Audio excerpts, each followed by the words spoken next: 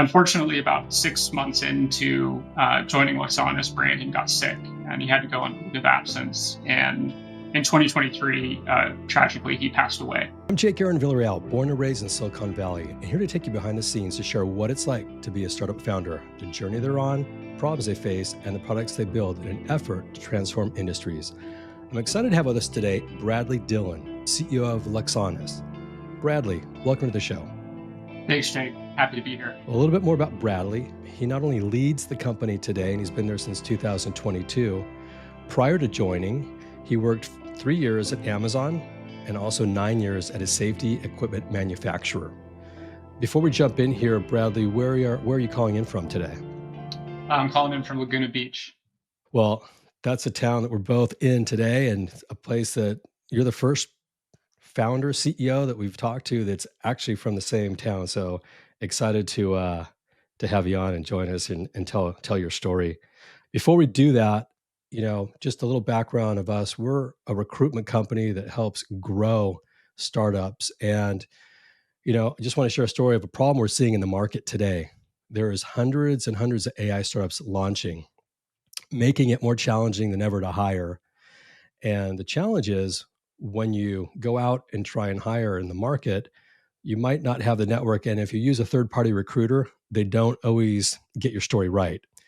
And when they don't understand your story, your company, the culture you're building, the roles you're looking to fill, and they go to market, unfortunately, they send candidates that are just not a fit.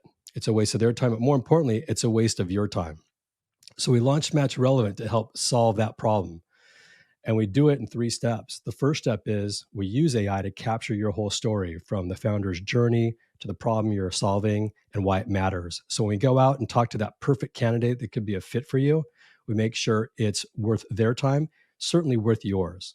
The second thing we do is we understand not just the role that you need to fill, but your culture. So the attitude of the people that you bring on and the mindset are right. And when that gets corrected perfectly, they're not just a short-term, but a long-term fit.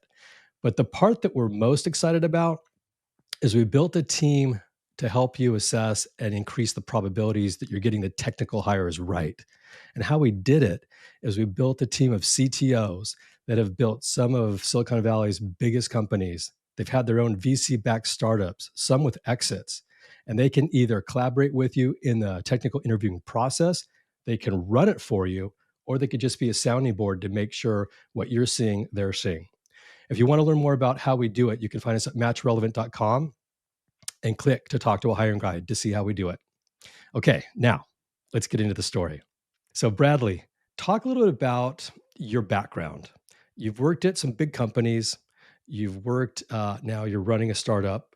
How did you get into technology, and kind of what's your DNA? Are you an entrepreneurial type person? Did you have lemonade stands? Did you have a newspaper route? Walk us through your origin story. Yeah, of course. So as a young kid, I really enjoyed math, and I think I always knew from a young age that I wanted to study engineering and be able to have an opportunity to work on technical products and technical problems. And growing up, I had this fierce drive for financial independence as a young kid. So when I was 8 years old, I was trying to make money mowing neighbors' lawns. When I was 10, I became a soccer ref, and I would referee games on the weekends. And then by the time I was 14, I got kind of my first full-time job. I worked at a golf course all through high school. And so for some reason, I always just had this desire to make my own money. And it was informative, kind of working as a kid, throughout middle school and high school. I really enjoyed being able to do that. And then when I went to university, I ended up studying mechanical engineering, and I ended up being really attracted by robotics. So this is about 20 years ago, and I took a number of robotics classes where we did autonomous competitions. So my first one was a robotics class where the robots played capture the flag against each other. Then we did another one where they played dodgeball. And this was so much fun. And the idea that you could do this autonomously was completely mind blowing. I mean, this was before Waymo and autonomous cars and all that. And I ended up, after university, I ended up going into manufacturing where I worked for a long time. And our products weren't overly technical, But I remember it was about 10 years ago, 2014 in Taiwan. We were visiting one of our suppliers, and I was blown away by seeing automation and robotics in the workplace for the first time. So they had a completely autonomous warehouse. So I was used to a warehouse where a worker had to go get inventory. For them, they had a computer screen. They tapped in the goods that they wanted, and a big robotic system went and fetched it and brought it right to them. And I was completely blown away by that. And then on their manufacturing line, the supplier, they put in a computer vision system that I had never seen before. So they were manufacturing these kind of snap hooks. You can think of them kind of like rock climbing gear, and they had a problem where they weren't being assembled properly. They would have a rivet that wasn't actually machined properly. And so they put like a camera in the sky, and the camera would check each of the snap hooks. And if one of them wasn't working, and a robotic arm would knock it out of the way, and then they put it back into the production line.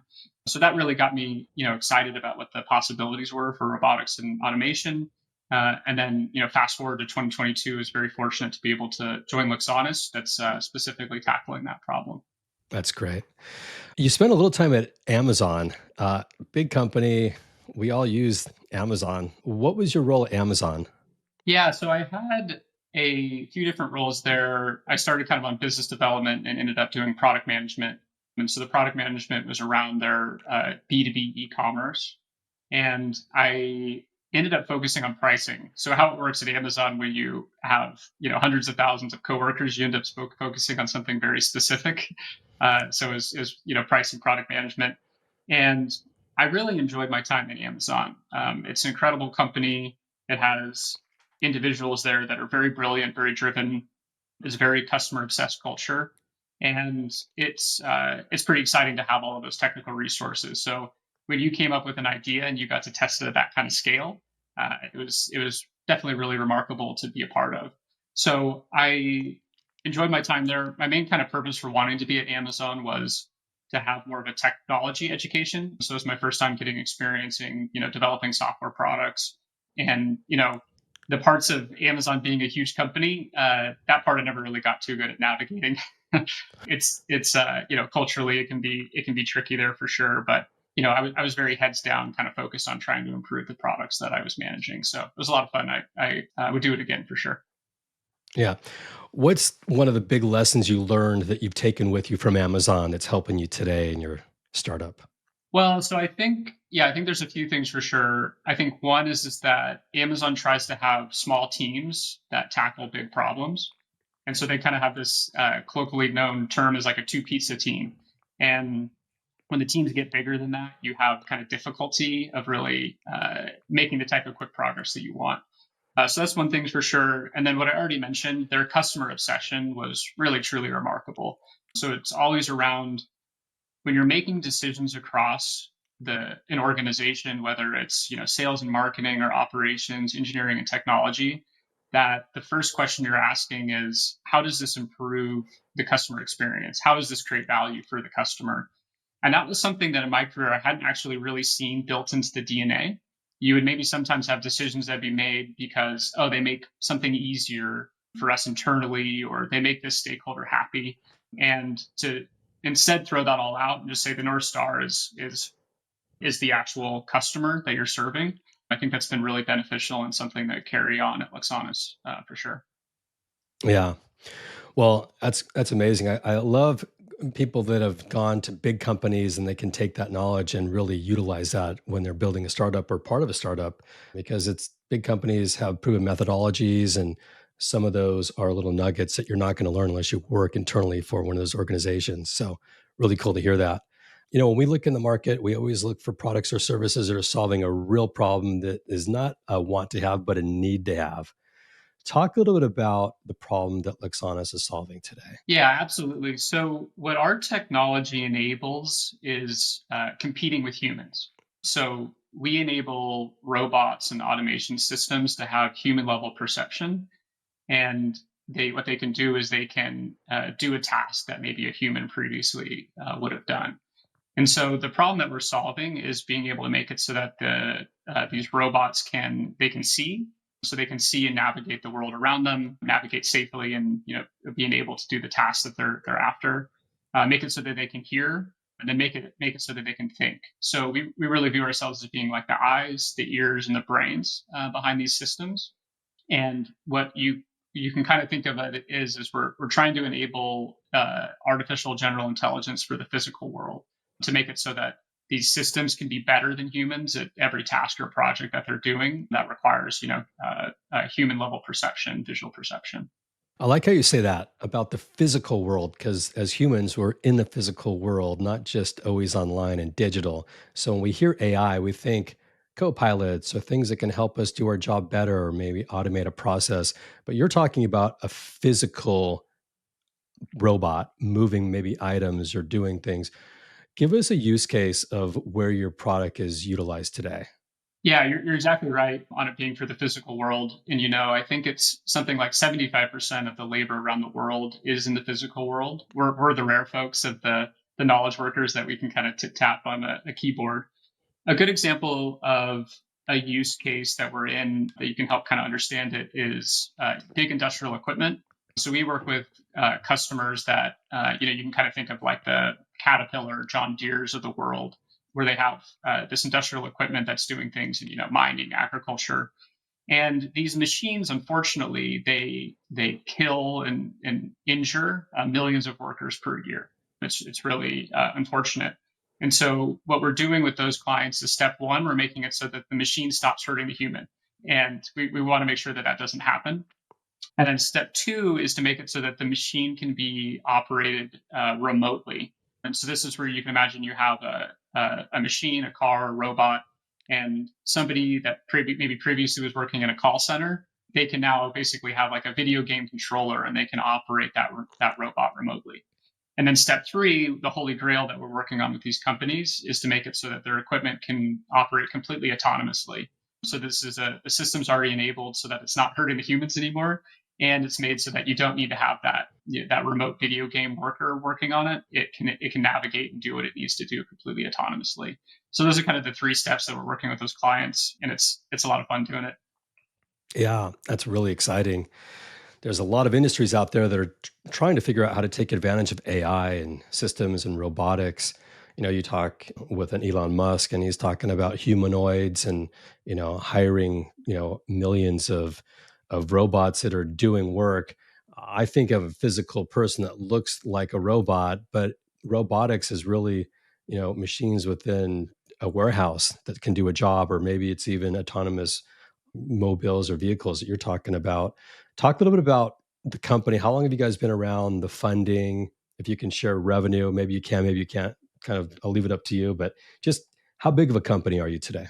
So we were founded back in 2019, and we've been shipping hardware of our AI cameras for a little more than 4 years. I can share with you that we've shipped more than 150,000 devices. So we scaled up quite a bit from when we first started shipping hardware. And then as a company, our team's grown quite a bit too. So we currently have about 100 staff located around the world. And we're very engineering heavy. So about 80 of those 100 staff are engineers, because we do self-perform everything on the technology side of things. So yeah, we're 5.5 years deep into the journey, and we're fortunate to have made as much progress as we have had so far. Yeah, that's really cool. Why is this space important to you? So, I view it in two ways. The first is something I already touched on, which is safety.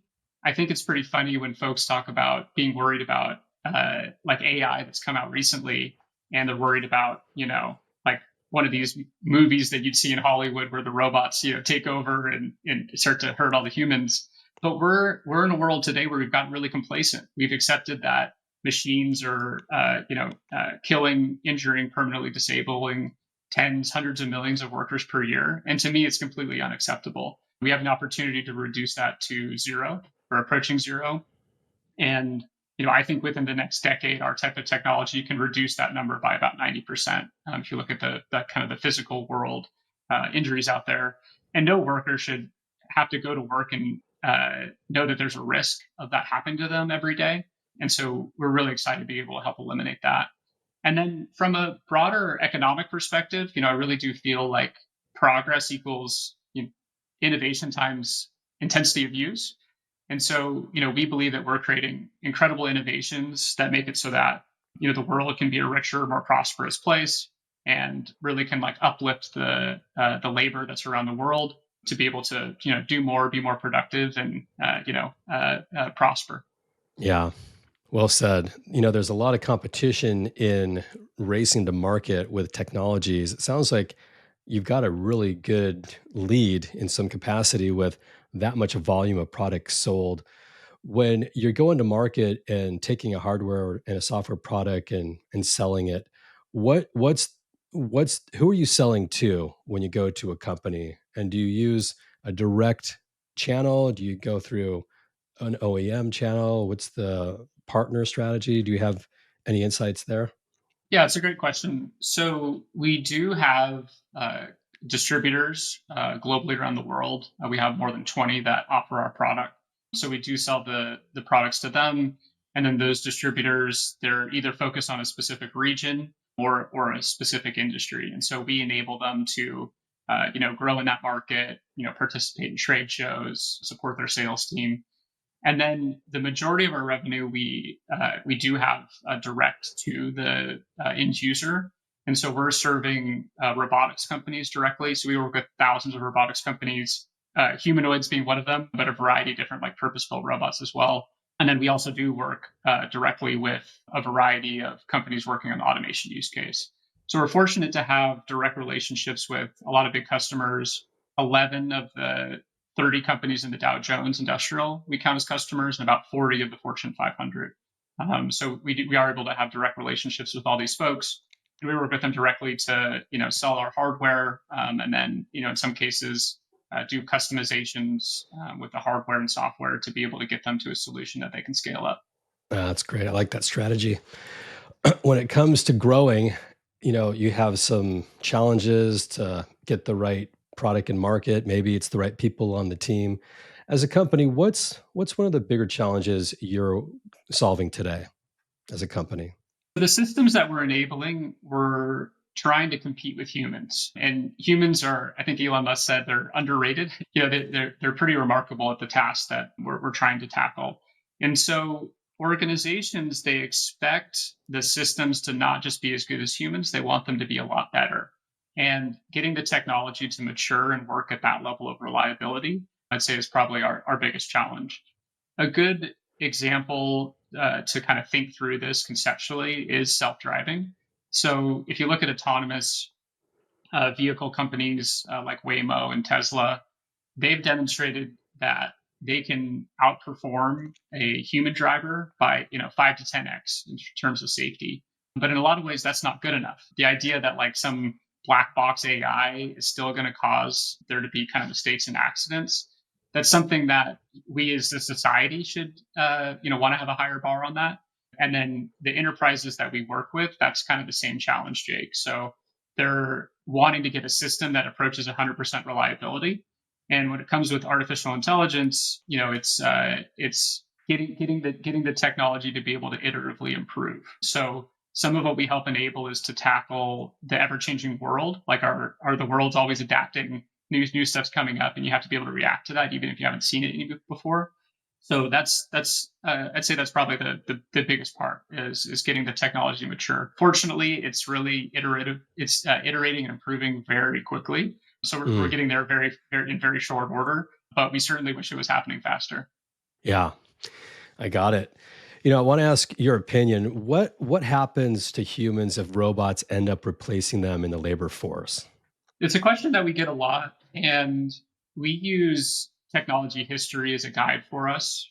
What we've seen over and over, since the Industrial Revolution is that when new technology comes out, it does cause some short-term displacement, structural displacement of employment, where it requires some retraining of workers. But then ultimately, it leads to the workers that are at these companies to be more productive, and then that for those productivity gains mean that new capital is formed, that new capital gets deployed, and we find a whole new host of jobs. So I actually think that when you net it all out, that robotics and automation is actually going to be a net job creator rather than one that destroys it. And the example that I like to share from my travels with customers is I was fortunate enough to go to South Korea last year, and going to South Korea is like walking into the future. It's incredible. So there's 5 times more robots per person in South Korea than anywhere else in the world. And you would think it'd be a country where you're like, okay, there's robots everywhere. Like, where are the workers? Is that, has there been high unemployment? But it's actually the opposite. So South Korea has some of the lowest unemployment in the world. And so, for example, when I was there, we went to a restaurant. The food was brought to our table with a robot. The food was taken away from our table with a robot. The dishes were washed in the back with a robot. And so that business that's there, they're saying, wow, like I can pay my workers more and I can have them do more high value activity. Maybe they want to upsell something rather than they have to be in the back, doing dishes. So we do think that that kind of what you see in, say, like South Korea, we do think that'll extend to the rest of the world. And yeah, I think ultimately it'll lead to workers making more money and there being more jobs. That's fascinating. I got to go check out South Korea. I've been to a lot of countries, haven't gotten there yet, but that sounds really, really interesting. What industries do you think will emerge as a result of the technologies that you're building? This is going to be a really fun part. What we're tackling is stuff that like previously was only in science fiction novels. And so it's really cool to get to see it actually become a reality. I think what you're going to see over the coming years is similar to what you saw with software in the 21st century, where I do think that AI is going to eat pretty much every industry. And organizations that, no matter what they're working on, if they're not adopting it and becoming one of the leaders in their industry, that they're going to fall behind because their competitors will adopt it. They'll get more efficient and they'll be competed away into oblivion. So we do think that it's going to permeate all industries, and we do think there's all kinds of use cases that come up where we're like, gosh, I never would have even dreamed that this would be something that you'd want to tackle with our technology. And so that's the part that definitely makes the job the most fun, and it'll be really cool to track to see that how that evolves over time. Because a lot of the stuff we can't even imagine it yet, and so getting to see it come real is going to be really cool. Yeah. Let me ask a different question. In what way will the world change the most as a result of your products? Share the example that I think about the most, which is for me at my house up the road from you in Laguna Beach, and I am personally going to be first in line for a humanoid robot. So whatever company comes out with them first, whether it's Tesla or Figure AI or what have you, the idea of having a humanoid robot around the house to be able to help with chores, to be able to like pick up after your kids, to be able to get your dog more water, et cetera, et cetera. That is the piece that I am most excited about. And I'll be the one that's like the early adopter that's dealing with some, clunky robot for that. But that's the future. That's the future that when I think about what the world looks like in 10 years, I think probably when I imagine humanoid robots, that's where it's just really exciting to think. And I do think there's definitely a path where I think there's a clear path where what's going to happen is you're going to have a robot with every worker at their workplace, and you're going to have a robot with every person in their home in the rich world. And I think you're going to see that relatively soon, and it's going to be absolutely crazy how much it's going to shift things in society. Wow, that's wild. Well, how far away do you think you are from having that humanoid in your house? From what I've heard from some of we work with a variety of humanoid robotics companies, and then from what I've seen in media, the current forecast I've seen is about 3 years, and so maybe we pad it a little bit, say 5 years, but absolutely this decade. If the year's like 2029 and I don't have a humanoid in my house, I'm going to be very disappointed.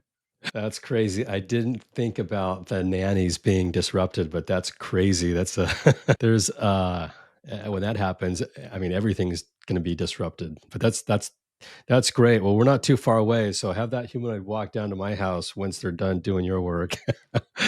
Yeah, and um, I think what one thing that I think about is like with kids, like you're not going to be able to say hey, clean your room, because then the kid will just say like, hey, robot, clean my room for me. So there'll be like a whole new host of things like parenting challenges. wow, that's a fascinating topic. I can't wait to see that happen. And God, we could definitely use one of those, not in 10 years or 5 years, but like today. So, anyway, Totally. really, really cool technologies you're building. Every company that we've talked to goes through shifts and pivots, and sometimes it's the product you're trying to re engineer. It could be operations, it could be the people. I want to talk on a topic that's, a little bit more human, and it's about co-founders. And it might be the biggest decision you make is finding the group that's going to help build a company. And it might be a co-founder, it might just be a leadership member that's a friend of yours that you're now part of the company. Sometimes in life, people pass away.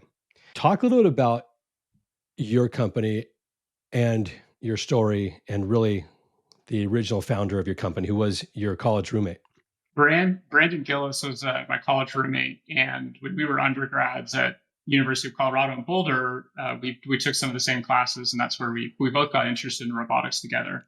And Brandon was the most driven, intelligent person I'd ever met. That was absolutely mind blowing at 18 years old to meet somebody like that. You always knew that he was destined to do great things. And after university, we stayed in touch over the years. We were always spitballing different startup ideas. And getting to join Luxonis in 2022 and be able to finally work with him and realize that, 18-year-old college boy dream, honestly, it was the honor of a lifetime. It was just incredibly exciting to be able to do that. Unfortunately, about 6 months into joining Luxonis, Brandon got sick and he had to go on leave of absence. And in 2023, tragically, he passed away. And Brandon and me we're the same age. We're in our mid to late 30s. Of the 1,000 things that I thought to worry about before joining Luxonis as a startup, him getting sick was definitely not one of them. So it was incredibly difficult to navigate. And now that it's been more than a year since he's passed, we reflect on it and we think about how we get this great opportunity to carry on this legacy and this vision that he had. So we take a lot of pride in the work that we have. And it was incredibly difficult 2 years ago, as you can imagine, to go through a transition to lose our founder from working in the business.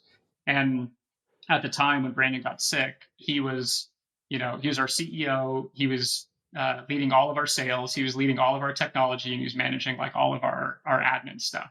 And he was probably working more than 100 hours a week trying to keep all those balls in the air. And so, kind of overnight, we had to figure out how to manage all of those. Fortunately, we had a really great team, so we had to empower them to have the freedom and autonomy to be able to go independently. And that was tough because they were used to having a founder kind of dictate every little detail. Fortunately, we were able to get through that and navigate things, but it was really tough. And on top of that, we had this whole year where Brandon's health was kind of going up and down. So we had a period where he thought he was better, maybe he'd come back, and then it'd have a rough period. So it was really emotional and difficult sometimes to wake up in the morning and put on a face with customers like everything's okay when you're just so sad inside, knowing that your friend Brandon is suffering the way that he did. And it's tough. I miss him all the time and would do anything to be able to talk to him, and he would be so incredibly excited to get to be a part of where we're at today. We're just like AI is just so exciting, and so it's tough, but we fortunately made it through, and we're in a really good place now. Yeah.